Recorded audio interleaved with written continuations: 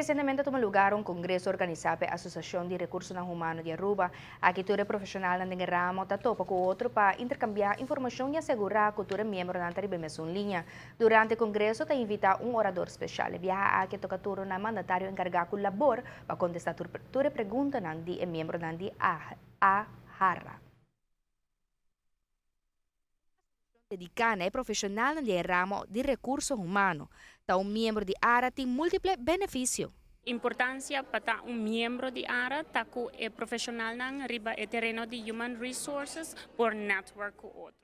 Nos turluna nós temos general meeting, den qual bambisa nós te invitar guest speaker que te ajuda nos de nos desarrollo profissional, pero também que nos porque dan al tanto de tur lo qual que tiende a ver com nos terreno de trabalho que nós está trabalhando riba.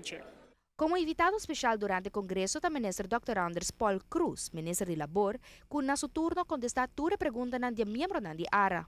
Hope interessante, mas hope feedback da organização aqui, lo qual me é positivo da organização aqui está é forma como anda organizar.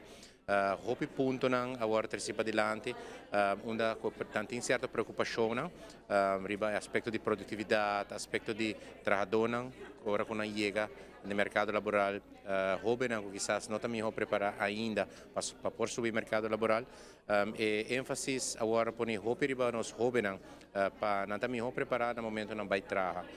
Sa kita algo naturalmente que passa também de nos manejo, nos quer encorajar hope nang para também preparar no momento de vai buscar trabalho, no momento de hire trabalho e no momento de manter trabalho. Junto com o partner, nós está considerando naturalmente Human Resources Association como partner importante de tratar de apoiar a gente para chegar a emprego. Nós também explicamos pouco sobre o projeto Bantraja, programa de Bantraja, onde nós estamos reintegrar pessoas que estão recebendo bijstand back no mercado laboral e a Aruba Human Resources apoia-nos nessa aqui também de emplear pessoas aqui. A enfocar o aspecto de hobby na trabalho, pero também aspecto social, que o viaja nota um ponto importante para o empregador. Como profissional riba e terreno aqui seguro, nós está aqui importância para focus riba e terreno social.